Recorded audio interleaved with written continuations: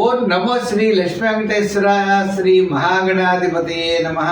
సంధ్యారం భవిజృంభితం శృతిజరస్థానాంతరాధిష్ఠితం సప్రేమ భ్రమరాభిధానమసకృత్సద్వాసనశోభితం గోగీంద్రాభరణం సమస్త సుమనాపుజన్మునావిష్కృతం సేవే శ్రీగిరిమల్లికార్జున మహాలింగం శివాలింగితం.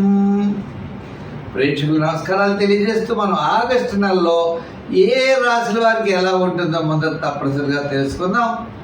అయితే మిథున రాశిలో గురుడు, శుక్రుడు, రవి బుధుల కర్కాటక రాశుల్లోనూ, మరి తర్వాత చెప్పాలి అన్నట్లయితే సింహరాశిలో కేతువు, కన్యారాశిలో కుజుడు, కుంభరాశిలో రాహు, మీన రాశిలో శని యొక్క సంచారం ఉంటుంది.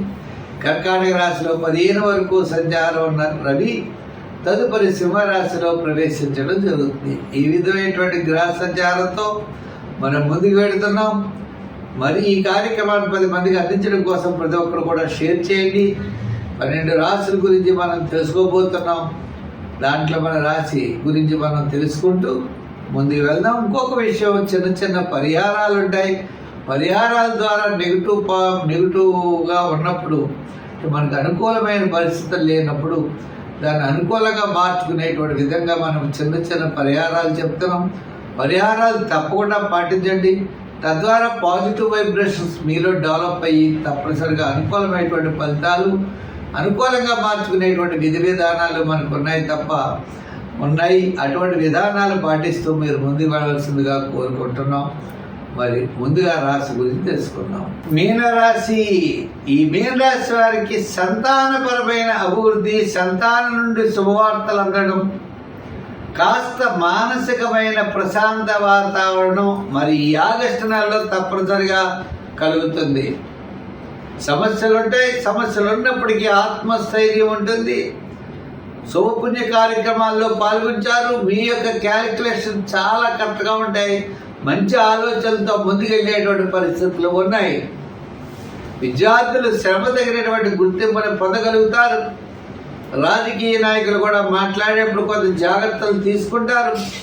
వృత్తుల పరంగా కూడా కాస్త ఆర్థికపరమైన డెవలప్మెంట్స్, ఆర్థికపరమైన సర్దుబాట్లు తప్పనిసరిగా కలుగుతాయి.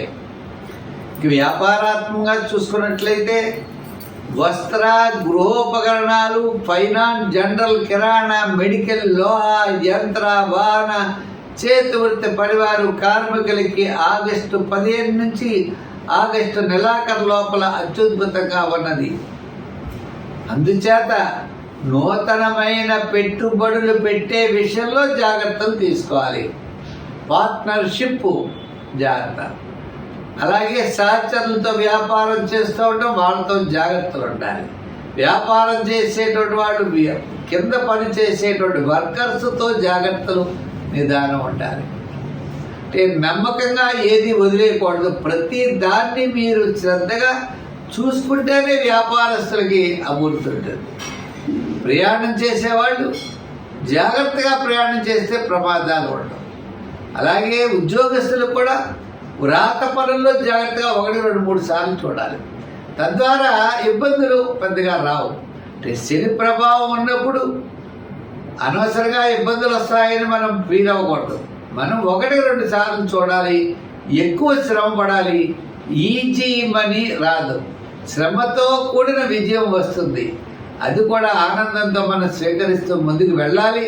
తద్వారా విజయాన్ని మనం సాధించగలుగుతాం. సంఖ్యల్లో 3, 7 వాడండి. ఎక్కువగా రంగుల్లో గోల్డ్ కలర్, తెలుపు వాడండి. ఆరాధనలో శని భగవానుడిని పూజించండి. ఆయన స్నేహితుడైన ఆంజనేయ స్వామిని హనుమాన్ చాలీసా చదువుకుంటూ ఉండండి. ఆంజనేయ స్వామికి సింధూరంతో తౌలుపాకుల మీద ఓం శ్రీ జై శ్రీరామనో లేదా ఓం శ్రీరామ అని రాసి 108 ఆకులు రాసి ఒక దండ కింద గుచ్చి ఆ దండని ఆంజనేయ స్వామి వారికి మెడలో వేయండి. తప్పకుండా మీకు ఉన్నటువంటి సమస్యలన్నీ కూడా తొలగుతాయి. తద్వారా మీరు విజయం సాధించగలుగుతారు. అంటే శని భగవానుడిని బాగా పూజించడం అన్నది మనం చేసినట్లయితే అన్నింటా విజయం సాధించగలుగుతాం. స్వస్తి. ఓం నమో శ్రీ లక్ష్మీ వెంకటేశ్వరాయ శ్రీ మహాగణాధిపతయే నమః. సంజానం భవిజృంభితం శృతిజరస్థానాంతరాధిష్ఠితం సప్రేమ భ్రమరాభిధానమసకృత్సద్వాసనాశోభితం భోగీంద్రాభరణం సమస్త సుమనాపుజంగుణావిష్కృతం సేవే శ్రీగిరిమల్లికార్జున మహాలింగం శివాలింగితం. ప్రేక్షకులు నమస్కారాలు తెలియజేస్తూ మనం ఆగస్టు నెలలో ఏ రాశుల వారికి ఎలా ఉంటుందో మొదట తప్పనిసరిగా తెలుసుకుందాం. అయితే మిథున రాశిలో గురుడు, శుక్రుడు, రవి బుధుల కర్కాటక రాశుల్లోనూ, మరి తర్వాత చెప్పాలి అన్నట్లయితే సింహరాశిలో కేతువు, కన్యారాశిలో కుజుడు, కుంభరాశిలో రాహు, మీనరాశిలో శని యొక్క సంచారం ఉంటుంది.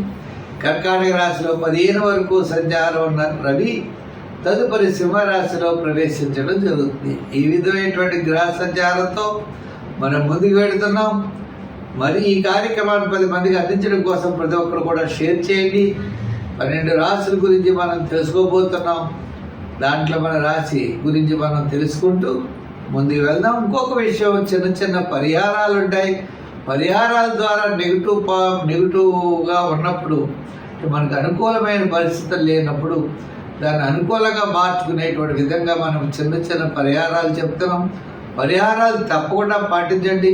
తద్వారా పాజిటివ్ వైబ్రేషన్స్ మీలో డెవలప్ అయ్యి తప్పనిసరిగా అనుకూలమైనటువంటి ఫలితాలు, అనుకూలంగా మార్చుకునేటువంటి విధి విధానాలు మనకు ఉన్నాయి. అటువంటి విధానాలు పాటిస్తూ మీరు ముందుకు వెళ్ళవలసిందిగా కోరుకుంటున్నాం. మరి ముందుగా రాశి గురించి తెలుసుకుందాం. మీనరాశి. ఈ మీనరాశి వారికి సంతానపరమైన అభివృద్ధి, సంతానం నుండి శుభవార్తలు అందడం, కాస్త మానసికమైన ప్రశాంత వాతావరణం మరి ఈ ఆగస్టు నెలలో తప్పనిసరిగా కలుగుతుంది. సమస్యలు ఉన్నప్పటికీ ఆత్మస్థైర్యం ఉంటుంది. శుభపుణ్య కార్యక్రమాల్లో పాల్గొంటారు. మీ యొక్క క్యాలిక్యులేషన్ చాలా కరెక్ట్గా ఉంటాయి. మంచి ఆలోచనలతో ముందుకెళ్ళేటువంటి పరిస్థితులు ఉన్నాయి. విద్యార్థులు శ్రమ తగినటువంటి గుర్తింపుని పొందగలుగుతారు. రాజకీయ నాయకులు కూడా మాట్లాడేప్పుడు కొంత జాగ్రత్తలు తీసుకుంటారు. వృత్తుల పరంగా కూడా కాస్త ఆర్థికపరమైన డెవలప్మెంట్స్, ఆర్థికపరమైన సర్దుబాట్లు తప్పనిసరిగా కలుగుతాయి.